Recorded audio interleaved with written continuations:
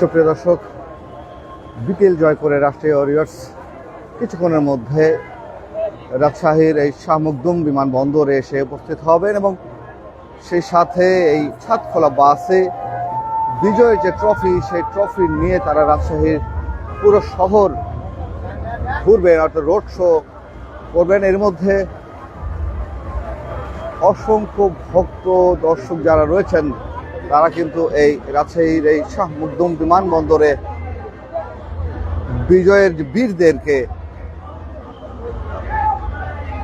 গ্রহণ করার জন্য এখানে অধীর আগ্রহে অপেক্ষা করছেন। অনেকক্ষণ থেকে তারা অপেক্ষা করছেন। এর মধ্যে আমরা যে খবরটি পেয়েছি, এর মধ্যে এই রাজশাহী বিমানবন্দরে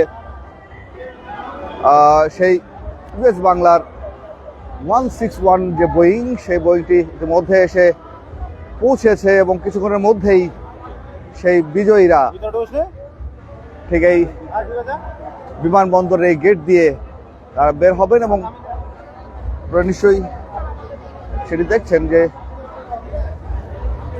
যারা ভক্ত যারা রয়েছেন তারা কিন্তু ইতিমধ্যে তারা এখানে অধীর আগ্রহ অপেক্ষা করছেন। কিছুক্ষণের মধ্যেই তারা এই গেট দিয়েই বের হবেন এবং এই ছাদখোলা বাসে রাজশাহীর যে গুরুত্বপূর্ণ যে স্থানগুলো রয়েছে সেই স্থানগুলোতে তারা ঘুরবেন। রাজশাহীবাসীর জন্য যে গর্বের যে আনন্দের যে দিন আজকে, সেই দিনটি উপভোগ করবার জন্য পুরো রাজশাহীবাসী কিন্তু অধীর আগ্রহে অপেক্ষা করছেন। এর মধ্যে মিরপুরের সেই শেরে বাংলা ক্রিকেট স্টেডিয়ামে চট্টগ্রাম রয়্যালসকে 63 রানে হারিয়ে কিন্তু তারা বিজয় অর্জন করেছেন এবং এই বাংলাদেশ প্রিমিয়ার লিগ বিপিএল এর যে অনবদ্য যে অর্জন তাদের রয়েছে, সেই অর্জনের যে স্বীকৃতি সেটি আজকে রাজশাহীবাসী কিন্তু তাদেরকে দিতে যাচ্ছেন এবং এই ছাদখোলা বাসে তারা পুরো রাজশাহী অর্থাৎ এই বিমানবন্দর থেকে বেরে তারা কিন্তু প্রথমে রাজশাহীর যে গোরহাঙ্গার রেল গেট রয়েছে, সেই রেল গেট হয়ে রাজশাহীর যে গুরুত্বপূর্ণ যে এলাকাগুলো রয়েছে সেই গুরুত্বপূর্ণ এলাকায় তারা ঘুরবেন। অর্থাৎ রাজশাহী রেলগেট, লক্ষ্মীপুর, সাহেব বাজার, আর ভদ্রা থেকে শুরু করে রাজশাহী বিশ্ববিদ্যালয় সব জায়গায় কিন্তু তারা ঘুরবেন।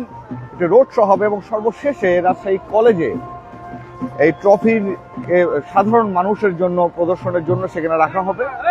আপনারা নিশ্চয়ই সেই দৃশ্যটি দেখতে পাচ্ছেন। এর মধ্যে এটি বিমানবন্দরের ঠিক যে ভিতরে যে অংশটি আমরা দেখাচ্ছি, সে বিমানবন্দরের ভিতরে অংশ যে দৃশ্য সেটি কিন্তু আমরা যদি একটু বাইরের যে দৃশ্যটি রয়েছে সে বাইরের দৃশ্যটা যদি আপনাদের একটু দেখানোর চেষ্টা করি,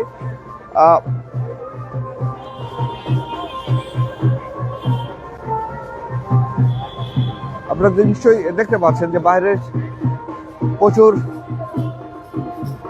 দর্শক সমর্থক যারা রয়েছেন তারা কিন্তু বাইরে অধীর আগ্রহে অপেক্ষা করছেন এবং কিছুক্ষণের মধ্যেই সেই বীরের দেশে তারা কিন্তু এই গেট দিয়েই তারা বেরিয়ে আসবেন এবং এই রাজশাহী নওগাঁ যে মহাসড়কটি রয়েছে সেই রাজশাহী নওগাঁ মহাসড়ক দিয়েই তারা ধীরে ধীরে রাজশাহী শহরের দিকে যাত্রা শুরু করবেন।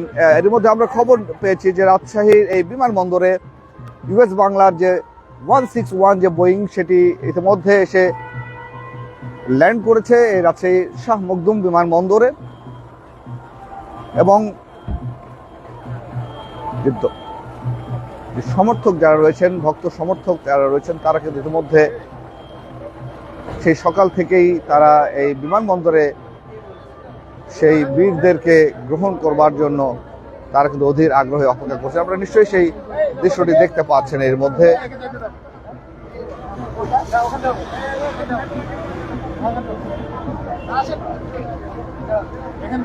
এই গেট দিয়েই কিন্তু তারা বেরিয়ে আসবেন এবং এই ছাদখোলা বাসে তারা রাজশাহীর সে গুরুত্বপূর্ণ যে সড়কগুলো রয়েছে সেই সড়কগুলোতে তারা প্রদক্ষিণ করে এবং রাজশাহীবাসী এই খবর শোনার সাথে সাথে তারা কিন্তু অধীর আগ্রহে অপেক্ষা করছেন এই বিজয়ের দিনটিকে উপভোগ করবার জন্য। বিপিএলের যে 12তম যে আসর, সে 12তম আসরে চট্টগ্রাম রয়্যালসকে 63 রানে হারিয়ে কিন্তু রাজশাহী ওয়ারিয়র্স তারা জয়লাভ করেছে এই বিপিএলে। কয়েকটি ছোট ছোট তথ্য আপনাদেরকে জানিয়ে রাখতে চাই যে এই 12তম আসরে বিপিএল এর প্রথম কোয়ালিফায়ার যদিও তারা হেরেছিল, কিন্তু দ্বিতীয় কোয়ালিফায়ারে তারা জিতে তারা ফাইনালে উঠেছিল রাজশাহী ওয়ারিয়র্স। সেখানে চট্টগ্রাম যে রয়্যালস রয়েছে, চট্টগ্রাম রয়্যালসের সঙ্গে যে প্রতিদ্বন্দ্বিতাপূর্ণ যে খেলা, সে খেলায় কিন্তু তারা 63 রানে তাদেরকে পরাজিত করেছিল। সেখানে অনেকে প্রশ্ন করেছিলেন যে আসলে বিজয়ের পর তারা আসলে প্রাইজ মানে কতটুকু পেয়েছিলেন। সেই বিজয়ে 2,75,00,000 টাকা কিন্তু তারা এই প্রাইজ মানি তারা পেয়েছেন। আপনারা নিশ্চয়ই দেখছেন ইতিমধ্যে ফুলের গালিচা নিয়ে কিন্তু অনেকে ফুলের ডালা নিয়ে অনেকে অপেক্ষা করছেন। এই গেট দিয়ে কিন্তু তারা বেরিয়ে আসবেন।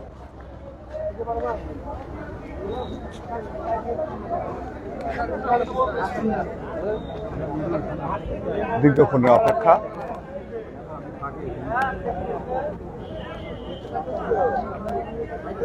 সেই রাজশাহী ওয়ারিয়র্সের যে খেলোয়াড় যারা রয়েছেন তারাও কিন্তু এখানে রয়েছেন। প্রাইজ মানি 2,75,00,000 টাকা এবং চট্টগ্রাম রয়্যালস যারা রানার আপ হয়েছিলেন তারা কিন্তু 1,75,00,000 টাকা প্রাইজ মানি তারা পেয়েছেন। টুর্নামেন্ট সেরা হয়েছিলেন শরীফুল, আর এই জয়ের নায়ক যিনি রয়েছেন তানজিদ হাসান, তিনি 12 ম্যাচে একটি 50 পেলেও কিন্তু ফাইনালে তার অনবদ্য যে সেঞ্চুরি সেটি কিন্তু তিনি তুলে নিয়েছিলেন এবং এই রাজশাহী ওয়ারিয়র্সকে জয়ের দোরগোড়ায় পৌঁছে দেওয়ার জন্য এই তানজিদ হাসান গুরুত্বপূর্ণ ভূমিকা পালন করেছিলেন। বিশেষ করে তার এই সেঞ্চুরি জয়ের লক্ষ্যে তাদেরকে পৌঁছে দিয়েছিলেন এবং নির্ধারিত যে ওভার রয়েছে সেই নির্ধারিত ওভারে 4 উইকেট হারিয়ে 174 রান কিন্তু তারা করেছিলেন এবং তার বিপরীতে চট্টগ্রাম রয়্যালস তারা 17 ওভার 5 বল খেলে সবকটি উইকেট হারিয়ে 111 রান তারা তুলতে সক্ষম হয়েছিলেন। যদিও এটি নিয়ে কয়েকটি কথা রয়েছেন, যদিও এই চট্টগ্রাম রয়্যালসের একদিন আগে যে মালিকানা পরিবর্তন, সে পরিবর্তন তার এই দলের উপর এবং খেলার উপর কিছুটা প্রভাব পড়েছিল। আপনারা নিশ্চয়ই দেখতে পাচ্ছেন এর মধ্যে সেই বীররা কিন্তু বেরিয়ে এসছেন।